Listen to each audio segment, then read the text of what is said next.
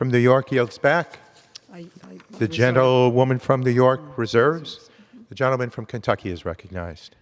Again, Mr. Speaker, they say it's not about Donald Trump, but every speaker on that side of the aisle spends a significant percentage of their time talking about Donald Trump. So, with that, Mr. Speaker, I yield 3 minutes to the gentleman from Texas, Mr. Burgess. Texas is recognized.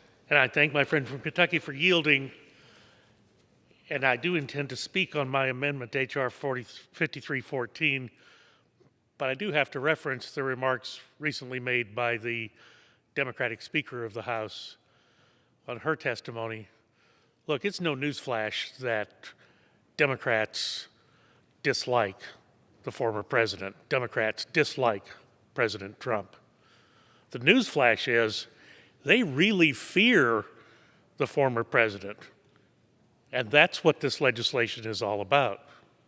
Because their fear is so intense and so overreaching and so preoccupying in their lives, they can think of nothing else. But I do want to thank my friend from Kentucky for including me in this en bloc discussion.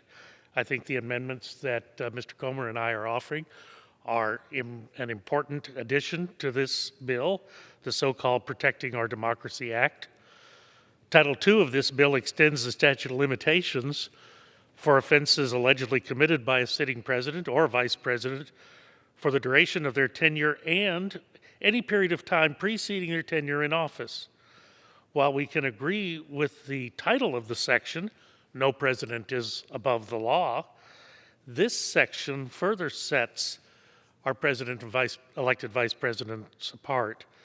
So under current law, elected officials, the president and vice president, may be investigated for alleged commission of crimes, and any information can then be brought before Congress, where Congress can then choose to remove that official from office via impeachment. We know how facile our Democratic majority has been with the tool of impeachment in the past 2 years. So if impeached and removed from office, that individual, the president or vice president, would then be open to prosecution to the fullest extent of the law, well within the statute of limitations, just like every other American. Additionally, Title II is very likely unconstitutional, as the Sixth Amendment Speedy Trial Clause protects the accused against unreasonable delays between an indictment and a trial.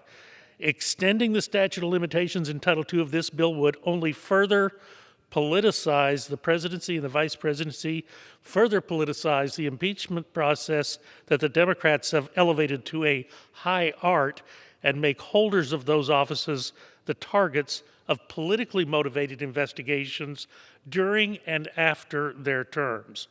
For those reasons, I urge support of this amendment, support of Mr. Comer's amendment. I yield back to the gentleman from Kentucky. The gentleman yields back. I reserve. The gentleman from Kentucky reserves. The gentleman